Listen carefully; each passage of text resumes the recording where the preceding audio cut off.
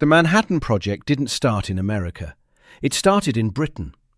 In 1940, two refugee physicists at the University of Birmingham, Otto Frisch and Rudolf Peierls, wrote a memorandum proving that an atomic bomb was not just theoretically possible, but practically achievable with as little as 1 kilogram of uranium-235.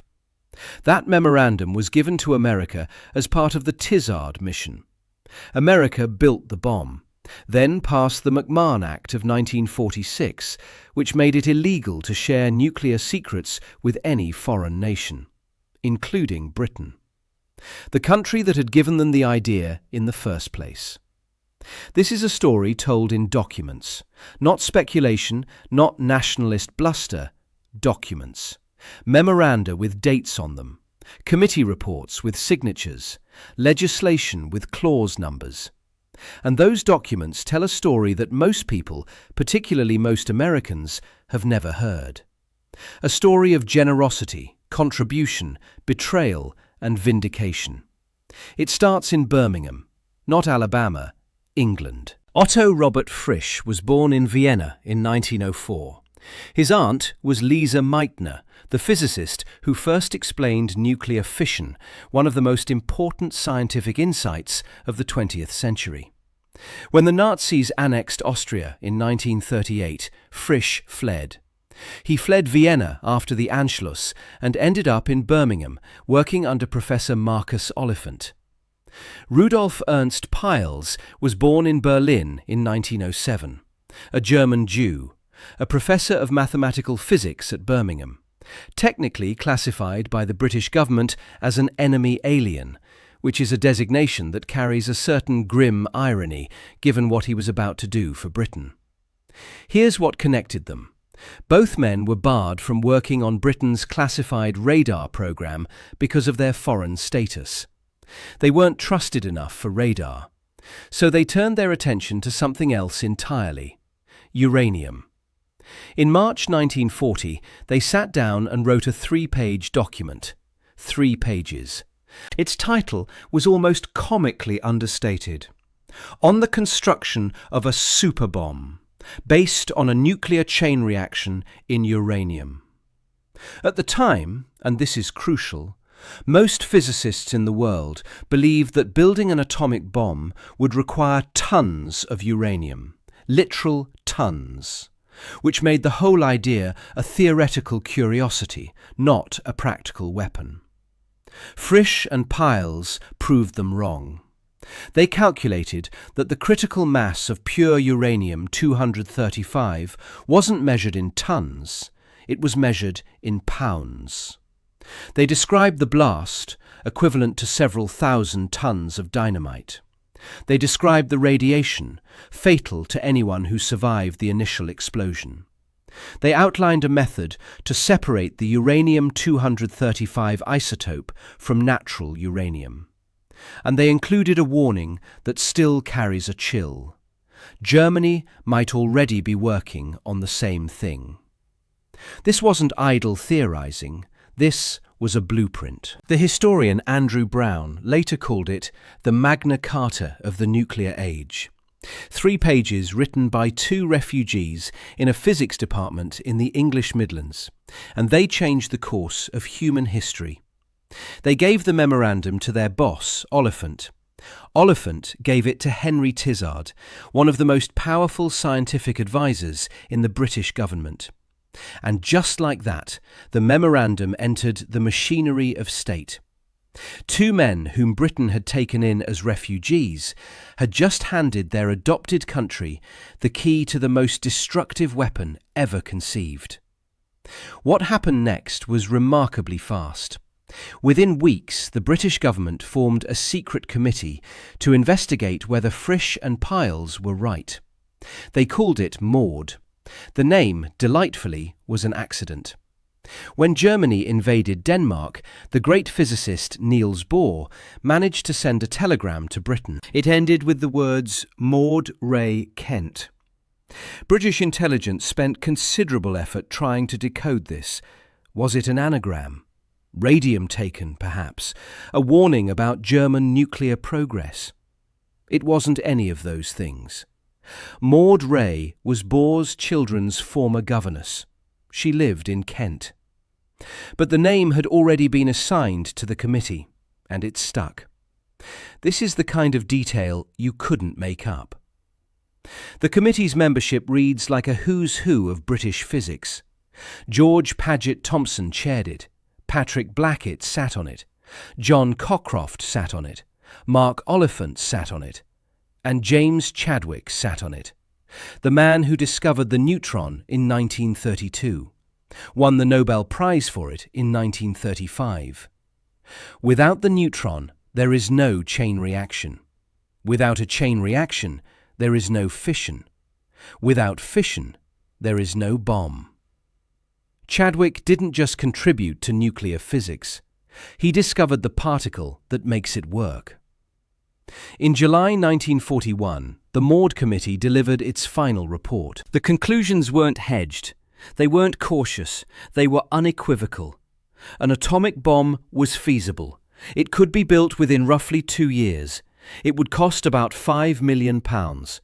And 25 pounds of uranium-235 would produce an explosion equivalent to 1,800 tons of TNT.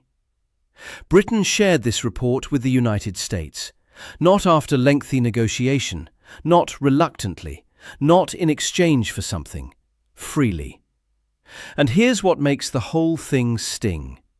When Oliphant travelled to America in August 1941, he discovered that the Americans had been sitting on the British findings. Their own nuclear program was smaller than Britain's and less advanced. The American Uranium Committee had received the Maud report and hadn't done much with it. Oliphant personally confronted them. He is widely credited by historians with jolting the American nuclear effort into action. Within months, the program that would become the Manhattan Project began to accelerate. So the theoretical proof that a bomb was achievable? British. The committee report that validated it? British. The kick that got America to actually do something about it? Also British. If you've seen our previous brief on the Tizard Mission, you already know about the deed box. In September 1940, Britain packed virtually every military scientific secret it possessed into a battered metal deed box and sent it across the Atlantic. The cavity magnetron, jet engine designs, proximity fuse technology, and, tucked inside, the early fruits of British nuclear research, including the Frisch-Peierls findings. If you haven't seen that brief, the short version is this. Britain was fighting for its survival. It had the science. America had the factories. So Britain shared everything, freely, while German bombs were falling on London. It was an act of extraordinary trust. Remember that word, trust.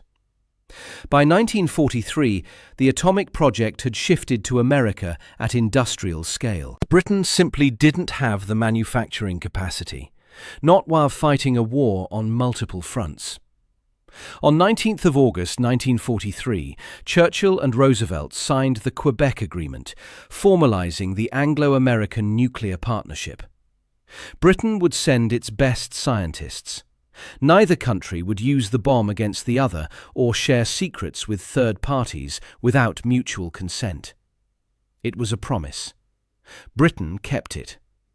The British mission to the Manhattan Project numbered around 19 core scientists. 19 people. And their contributions were wildly out of proportion to that number. Chadwick led the British delegation. He was granted access to areas of Los Alamos that some senior American scientists couldn't enter. Think about that. The man who discovered the neutron, walking through doors that American physicists found locked. William Penny. Remember his name. You'll need it later. Penny was the blast wave expert. He calculated the destructive radius of nuclear explosions with a precision that made him indispensable. He witnessed the Trinity test in July 1945. He assessed the destruction at Hiroshima firsthand. General Groves called Penny one of the most valuable people on the entire project. Not one of the most valuable British scientists, one of the most valuable people, full stop. James Tuck helped develop the shaped explosive lenses for the implosion bomb, the plutonium device. These lenses were the mechanism that compressed the plutonium core into a supercritical mass. Without them, the bomb dropped on Nagasaki doesn't detonate. The weapon simply doesn't work. Geoffrey Taylor's mathematical analysis of the blast wave was so precise that he later calculated the bomb's yield from published photographs alone, which infuriated American security officials. Not because he'd stolen anything, because he demonstrated that brilliance couldn't be classified. And Frisch himself? He ran the Critical Assemblies Group at Los Alamos, physically handling subcritical masses of fissile material in experiments so dangerous they were nicknamed tickling the dragon's tail. Peierls contributed mathematical modelling of the implosion process. The two men who had written the founding document, 3 pages in a Birmingham office, were now building the weapon with their own hands. One member of the British team, though, was also passing secrets to Moscow. Klaus Fuchs was a German refugee and a brilliant physicist. He was a Soviet agent from 1941 onwards. He was caught in 1950, tried in Britain, and sentenced to 14 years in prison. One spy, among dozens of loyal scientists who gave everything they had. That distinction matters, because Fuchs would be used to justify what came next. On August 1, 1946, President Truman signed the Atomic Energy Act into law. It's usually called the McMahon Act, after Senator Bryan McMahon of Connecticut, who championed it. McMahon had argued that America must maintain absolute control of its nuclear secrets. The act made it a federal crime to share restricted nuclear data with any foreign nation. Any foreign nation. Not enemies, not neutrals, allies. Including the closest ally America had. Including the ally that had written the memorandum that started the whole thing. Including the ally that had shared the Maud report freely. Including the ally that had sent Chadwick and Penny and Tuck and Taylor and Frisch and Peierls to Los Alamos. Britain. The Quebec Agreement, signed just 3 years earlier, promising continued cooperation, was now a dead letter. Paper. Why did America do it? Cold War paranoia was rising fast. The Fuchs case hadn't broken yet. That wouldn't come until 1950, but there were already whispers about Soviet espionage. Washington wanted a nuclear monopoly, and it wanted it badly. The war was over. The alliance had served its purpose, and sharing the most powerful weapon ever built with anyone, even the people who'd helped design it, felt like an unacceptable risk to a Congress that saw threats everywhere. Clement Attlee's government protested. British diplomats made formal representations. They pointed to the Quebec Agreement. They pointed to the documented British contributions, the memorandum, the Maud report, the scientists, the years of shared work. It made no difference. Washington had decided. The door was shut. But Britain didn't accept it. On the 8th of January 1947, Attlee convened a meeting of a secret cabinet committee designated GEN 163. So secret that most of his own cabinet didn't know it existed. 6 ministers attended. One decision was made. Britain would build its own atomic bomb. Foreign Secretary Ernst, never a man for diplomatic nuance, reportedly told the committee that Britain needed a nuclear weapon with a bloody Union Jack on top of it. And the man they chose to build it? William Penny. The same Penny who had witnessed Trinity. The same Penny who had walked through the ruins of Hiroshima and calculated the blast patterns. The same Penny whom the Americans called one of the most valuable scientists on the Manhattan Project. He couldn't receive a single scrap of technical assistance from the United States. The McMahon Act made certain of that. But he carried the knowledge in his own mind, and he surrounded himself with others who had been there, at Los Alamos, at Birmingham, at the heart of it all from the very beginning. It took 5 years. Britain in 1947 was exhausted, bankrupt in all but name. Food was still rationed. The country could barely keep the lights on. Literally, there were rolling power cuts. And into that landscape of austerity, Penny and his team built a nuclear weapons program from scratch. Fissile material produced at Windscale in Cumbria. Every calculation, every component, every engineering challenge solved, without American help, by a nation running on fumes and sheer bloody-mindedness. On the 3rd of October 1952, a decommissioned Royal Navy frigate called HMS Plym sat anchored in a lagoon at the Montebello Islands off the northwestern coast of Australia. Inside its hull was a nuclear device. Operation Hurricane, 25 kilotons. HMS Plym didn't sink. It ceased to exist. And Britain became the third nuclear power on Earth. The country that had conceived the bomb. The country that had shared the knowledge freely. The country that had been locked out of what it helped create. That country had built its own. And then came the final irony, the one that makes the whole story land. On 15th of May 1957, Britain detonated its first hydrogen bomb during Operation Grapple, a thermonuclear weapon, the most destructive class of weapon ever devised, built without American assistance. And only then, only after Britain demonstrated it could build thermonuclear weapons entirely on its own, did Washington come back to the table.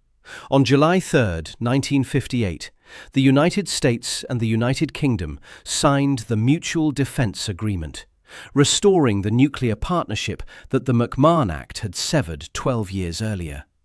America didn't share because it felt guilty. It shared because Britain had proven that exclusion was pointless. The agreement remains in force today. But the timing tells you everything. The standard version of this story, the version taught in schools, the version that appears in virtually every documentary, every textbook, every popular account of how the bomb was built, tells it as an almost entirely American achievement. Chadwick, Penny, the Frisch-Peierls memorandum, the Maud Committee, footnotes if they appear at all.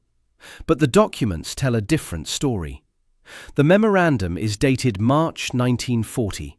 The Maud report is dated July 1941.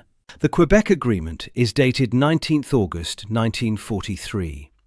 The McMahon Act is dated 1st August 1946. The Gen 163 decision is dated 8th January 1947. Operation Hurricane is dated 3rd October 1952. Every one of those documents exists. Every one can be read. And together they tell the story of a nation that had an idea, shared it freely with a friend, was locked out of what it helped create, and then proved, quietly, stubbornly, on a shoestring budget, that it didn't need permission.